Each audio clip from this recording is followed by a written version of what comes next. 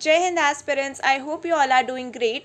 सो बहुत से बच्चे जो 12th में उनकी तरफ से ये डिमांड आती रहती है कि मैम हम स्कूल के साथ साथ एमएनएस प्रिपरेशन कैसे मैनेज करें, या हम कोई भी एंट्रेंस एग्ज़ाम दे रहे हैं तो उसके साथ साथ अपना स्कूल एंड वो प्रिपरेशन कैसे मैनेज करें। तो अगर हम बात करें कॉलेज स्टूडेंट्स की तो उनके लिए कंपैरेटिवली ईजी हो जाता है, बिकॉज कॉलेज में उतनी ज़्यादा पढ़ाई नहीं होती जितना आपको स्कूल में या बोर्ड्स की टाइम पे करना होता है। तो आज इस वीडियो में हम यही डिस्कस करने वाले हैं। तो वीडियो स्टार्ट करने से पहले आप सभी से रिक्वेस्ट है जल्दी से इस वीडियो को लाइक कर देना, एंड जिन लोगों ने चैनल को अभी तक सब्सक्राइब नहीं किया है प्लीज़ सब्सक्राइब भी कर देना। So first of all, your boards are much more important than your entrance exam. So guys you have to get this straight in your mind, because आपको ये चीज़ लोग बोलेंगे नहीं। अगर आप नीट के लिए प्रिपरेशन कर रहे हो तो वो लोग आपको बोलेंगे नीट निकाल लो, नीट निकाल लो, एकदम 12th के बाद आप मतलब नीट के कॉलेज में ही चले जाना। अगर आप एमएनएस के लिए कहीं से प्रिपेयर कर रहे हो वो लोग आपको यही बोलेंगे। ये चीज़ आपको कोई नहीं बोलेगा। आपके बोर्ड्स जो हैं वो ज़्यादा इंपॉर्टेंट है आपके एंट्रेंस एग्जाम से, जैसे मैंने आपको कुछ दिनों पहले एक वीडियो में भी दिखाया था। सो इनकेस अगर आपने वो वीडियो नहीं देखा तो मैं आपको बता देती हूँ। एमएनएस में ये साफ साफ लिखा है कि अगर आप बोर्ड अपना रिपीट कर रहे हो तो आप एमएनएस का एग्ज़ाम नहीं दे सकते। प्लस एमएनएस में आपका ये भी आपको पता होना चाहिए कि आपका 50% से ज़्यादा एग्रीगेट होना चाहिए। तो इनकेस अगर आप ऐसे कर रहे हो कि आप अपनी एंट्रेंस के लिए बहुत ही ध्यान दे रहे हो, आप 12th में हो और अभी से आप जीके इंग्लिश पे ज़्यादा फोकस कर रहे हो और साइंस पे उतना नहीं ध्यान दे रहे, आपकी पूरी 12th जो है उस पर आपका ज़्यादा मार्क्स फिजिक्स, केमिस्ट्री और बायो से ही आता है। अगर आप पीसीबी के स्टूडेंट हो और अगर आपने मैथ्स लिए तब आपके लिए और भी टफ हो जाता है। और साथ में मेजॉरिटी स्कूल में इंग्लिश एक कंपलसरी रहता है। बट अगर हम एमएनएस का सिलेबस देखें तो वो कम्प्लीटली डिफरेंट है आपके बोर्ड के एग्ज़ाम से। सो ऐसे सिचुएशन में बच्चे कंफ्यूज हो जाते हैं और कभी कभी रॉन्ग स्टेप ले लेते हैं। सो इसीलिए मैंने ये चीज़ यहाँ पे सबसे पहले मेंशन की है कि आपके बोर्ड्स जो हैं वो ज़्यादा इंपॉर्टेंट है। अगर आप मान लो कल को जाके आपका एंट्रेंस नहीं भी क्लियर हुआ और आपके फिर बोर्ड्स में भी अच्छे मार्क्स नहीं आए तो आपको आगे कॉलेज भी अच्छे नहीं मिलेंगे। अगर आपका एंट्रेंस एक अटेम्प्ट में क्लियर नहीं हो रहा है तो आपके पास काफ़ी अटेम्प्ट्स रहते हैं। अगर मैं नीट की बात करूं, जेई की बात करूं या एमएनएस की बात करूं, सब में आप देख सकते हो आपके पास बहुत सारे अटेम्प्ट्स हैं। तो अगर आप 12th के स्टूडेंट हो तो आपकी पहली प्रायोरिटी आपके बोर्ड्स होने चाहिए, उसके बाद आपका एंट्रेंस एग्ज़ाम।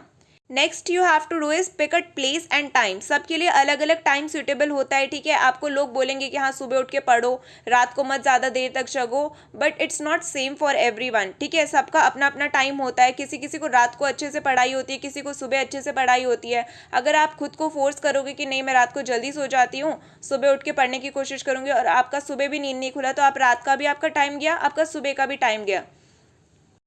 तो ये टाइम नहीं है आपके पास कि आप अपने शेड्यूल के साथ एक्सपेरिमेंट करो कि हाँ मैं ट्राई करती हूँ, उठ के देखूंगी, ठीक है। अभी वो टाइम गया। अगर आपको पता है कि हाँ आप इसी तरीके से पढ़ते आ रहे हो, 9th या 10th से आप उसी रूटीन को फॉलो कर रहे हो, सो follow that only unless you feel like कि ओके ये रूटीन मेरे लिए वर्क नहीं कर रहा है, मुझे कुछ अपने लिए दूसरा रूटीन देखना है, ठीक है। कि मैं इस टाइम पे यानी इस जगह पे पढ़ती हूँ, या कुछ चीज़ें हैं जो मैं ऐसे करती हूँ तो मुझे अच्छे से समझ आता है, so follow that. Next important thing is that you have to set your goals either daily, weekly और फॉर वीकेंड्स। अगर आपका स्कूल का ऐसा आपको डेली कुछ ना कुछ होमवर्क मिलता है, फिर आपको पता है आपकी यूनिट टेस्ट भी होते हैं, ये टेस्ट वो टेस्ट, क्लास टेस्ट, फिर आपने कोई ट्यूशन ज्वाइन किया या कोचिंग ज्वाइन किया, उनका भी टेस्ट। अगर आपका पूरा वीक उसी तरीके से है तो उसमें आप एंट्रेंस एग्ज़ाम का जो अपना प्रिपेयर कर रहे हो उसको कहाँ से लाओगे वो देखो। उसके लिए आपको अपने गोल्स स्ट्रेट रखने होंगे कि अगर मैं इतने से इतने देर सिर्फ स्कूल की पढ़ाई कर रही हूँ और मेरे को करना है इस साल एंट्रेंस एग्ज़ाम के लिए भी, तो कुछ घंटे तो कम से कम मुझे हफ्तों में उसके लिए देना होंगे। तो अगर डेली नहीं हो रहा तो कम से कम वीकली या वीकेंड्स के लिए आपको अपने टारगेट रखने होंगे कि हाँ अभी मैं ये चीज़ करूँगी, या मुझे XYZ टॉपिक जो है वो इस वीक ख़त्म करना है, चाहे मुझे वीक में मतलब 3 दिन लगा के वो पढ़ना पड़े या 4 दिन लगा के पढ़ना पड़े, या जो लास्ट के वीक डेज है सैटरडे संडे को मैं ये टॉपिक करूँगी। तो ऐसे आपको अपने गोल्स बनाने पड़ेंगे और ये चीज़ आपको कोई करके नहीं दे सकता, ठीक है। हम जो डेली टारगेट आपको टेलीग्राम पे प्रोवाइड करते हैं वो कुछ बच्चे फॉलो क्यों नहीं कर पाते, यही रीज़न है क्योंकि कोई भी आपको टारगेट दे रहा है वो आपकी सिचुएशन नहीं जानता। हम ये सोच के देते हैं कि बच्चा सिर्फ एमएनएस के लिए पढ़ रहा है, बिकॉज हमारी प्रायोरिटी अभी क्या है, हम एमएनएस के लिए करवा रहे हैं तो हमारी प्रायोरिटी एमएनएस है। लेकिन आपको पता है आप 12th में हो, कॉलेज में हो, या आपने ड्रॉप लिया है तो किस चीज़ के लिए ड्रॉप लिया है। तो आपको उस हिसाब से अपने गोल देखने होंगे। अगर आप कंप्लीटली एमएनएस के लिए कर रहे हो, मतलब आपने ड्रॉप लिया है उसके लिए या कॉलेज में हो लेकिन आपका मेन फोकस एमएनएस है, तब जो हम आपको डेली रूटीन टेलीग्राम पे प्रोवाइड करते हैं उसको डेफिनेटली फॉलो कीजिए। तो हमारा टेलीग्राम चैनल है जॉइन एमएनएस एकेडमी, आप टेलीग्राम पे जाके सर्च करेंगे तो आपको मिल जाएगा, वहाँ से आप चैनल ज्वाइन कर सकते हो एंड डेली रूटीन की आपको पीडीएफ मिल जाएगी, वहाँ से आप डाउनलोड करके रूटीन अपनी प्रिपरेशन कर सकते हो। Okay, next is that you have to give importance to NCERT. आप किसी भी गवर्नमेंट एग्जाम के लिए देते हो, इवन आप जब हायर लेवल के एग्जाम्स भी देखोगे यूपीएससी वगैरह, वहाँ से भी आपको यही फीडबैक मिलेगा कि एनसीईआरटी पढ़ो, एनसीईआरटी पढ़ो। तो जब सब बोल रहे हैं एनसीईआरटी इतनी इंपॉर्टेंट है तो वो इंपॉर्टेंट है, इस चीज़ को समझो, ठीक है। आजकल आपको मार्केट में इतने सारे रेफरेंस बुक, इतनी सारी हेल्प बुक, गाइड्स और अलग अलग ब्रांड की बुक्स मिल जाएंगी, लेकिन उस टाइम पे आपको क्वेश्चन अगर सॉल्व करना है डेफिनेटली गो विद दैट। लेकिन जब आपको कोई कॉन्सेप्ट पढ़ना है या कुछ रीडिंग करनी है फ्रीली, तो आप ट्राई करो एनसीईआरटी या एनसीईआरटी बेस्ड बुक्स जो हैं उन्हीं को रेफर करो। Next is pay attention to your lectures. आप जहाँ से भी पढ़ रहे हो you have to be very attentive. इस टाइम पे अगर आप ऐसा करोगे कि नहीं अच्छा मैं यहाँ से नहीं, बहुत बच्चों का होता है स्कूल में जब पढ़ते हैं तो सोचते हैं नहीं नहीं चलो मैं ये चैप्टर अभी कोचिंग से कर लूँगा, जब कोचिंग में चल रहा होता है वो लोग सोचते हैं कि स्कूल में तो ऐसा हो रहा है। तो आपका जब जहाँ पे भी जो भी लेक्चर्स चल रहे हैं आपको उसको अटेंटिवली सुनना है। इससे क्या होता है, अगर आपका 12th में ही बेसिक जो है वीक हो जाएगा ना तो आपको बाद में उसको स्ट्रॉन्ग करने में बहुत ही ज़्यादा मुश्किल आएंगी। बिकॉज अभी भी ऐसे स्टूडेंट्स भी आते हैं जो कॉलेज में हैं, ठीक है, और उनको बेसिक्स में काफ़ी मुश्किलें आती हैं। तो अगर आप 12th में ही अपना बेसिक स्ट्रॉन्ग नहीं करोगे तो बाद में आपको मुश्किल आएगी। और अगर आप देखो जैसे आप बायो के स्टूडेंट्स हो, आगे जाके आपको जो भी एग्ज़ाम देने होंगे उसमें कहीं ना कहीं आपको बायो का चीज़ आएगा ही, क्योंकि 90% स्टूडेंट्स ऐसे ही होते हैं जिन्होंने बायो ही ली होती है, सिर्फ मैथ्स नहीं ली होती साथ में। तो जब आप बायो ले रहे हो, ठीक है, तो साथ में आपका जो फिजिक्स केमिस्ट्री, आप कोई भी आगे एग्जाम दोगे वहाँ पे आपको फिजिक्स केमिस्ट्री बायो के क्वेश्चंस पूछे ही जाएंगे, चाहे आप डिफेंस एग्जाम ले लो या कोई ऐसा दूसरा एग्जाम भी ले लो। सो किसी किसी की ये हैबिट बन जाती है कि जब ये चल रहा होता है तब वो किसी और चीज़ के बारे में सोच रहे होते हैं, जब वो चीज़ चल रही होगी तब वो नेक्स्ट थिंग के बारे में सोचेंगे। इसकी वजह से उनका कभी कॉन्सेप्ट भी क्लियर नहीं हो पाता है, ना ही उनके चैप्टर क्लियर हो पाते हैं, बोर्ड्स में भी अच्छा स्कोर नहीं कर पाते एंड फिर एंट्रेंस में भी उनका अच्छा स्कोर नहीं हो पाता। Next is join a good tuition और a coaching centre. It is okay to ask for help, ठीक है। अगर आपसे नहीं हो रहा है खुद से मैनेज, आप पढ़ रहे हो आपको चीज़ें नहीं समझ आ रही है तो ज्वाइन कर लो ट्यूशन या कोचिंग, और वहाँ से भी चीज़ें समझ नहीं आ रही तो उसको भी छोड़ दो, दूसरा ट्राई करो।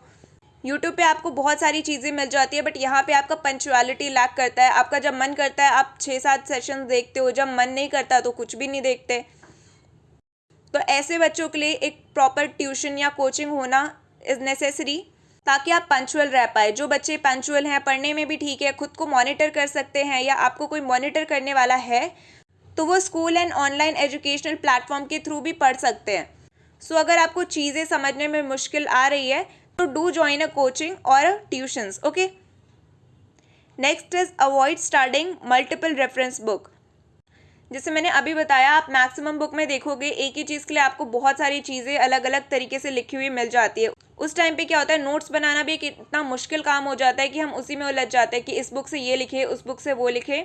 तो एक ट्रस्टेड बुक कोई भी लो, ठीक है, और साथ में अपने टीचर्स को, मैक्सिमम टीचर्स जो होते हैं, I don't know about other school, KV या आर्मी पब्लिक स्कूल के अगर आप स्टूडेंट हो तो वहाँ पे मैक्सिमम टीचर्स आपको अपने नोट्स प्रोवाइड करते ही हैं। एंड नहीं तो अगर आप अपने टीचर से पूछोगे तो वो आपको बता भी देंगे कि ये रेफरेंस बुक है, ये ठीक है। तो उसके हिसाब से आप देखो, ज़्यादा रेफरेंस बुक्स मत लो एंड एग्जाम ओरिएंटेड चीज़ें पढ़ो। Okay, prepare notes and practice old exam paper. This is for both. अगर आप अपना एंट्रेंस के लिए भी प्रिपेयर कर रहे हो या स्कूल के लिए प्रिपेयर कर रहे हो तो आपको नोट्स प्रिपेयर करना बहुत ज़रूरी है, और जो प्रीवियस ईयर क्वेश्चन पेपर है वो सॉल्व करना बहुत ज़रूरी है। प्रीवियस ईयर क्वेश्चन पेपर से जो आपको आइडिया लगता है वो आपको कोई भी नहीं बता सकता।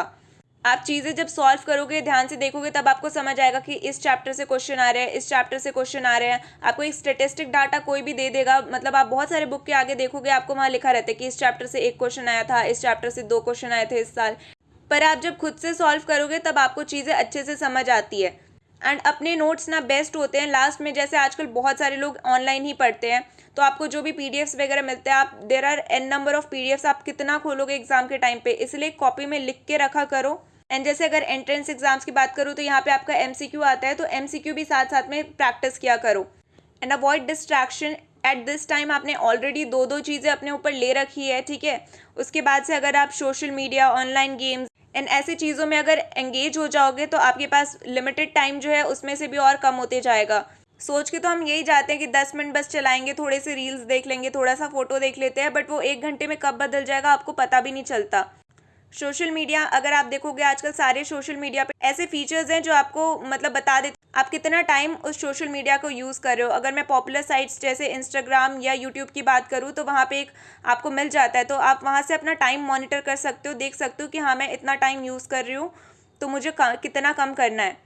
या आप वहाँ पे अलर्ट भी लगा सकते हो, जैसे अगर आपने सेट किया कि मुझे जस्ट 15 मिनट ही यूज़ करना है, मैं एक दिन में बस 15 मिनट यूज़ करूँगी, तो आप 15 मिनट के बाद वो खुद से ही आपको बता देगा कि आपके 15 मिनट हो चुके हैं, ठीक है।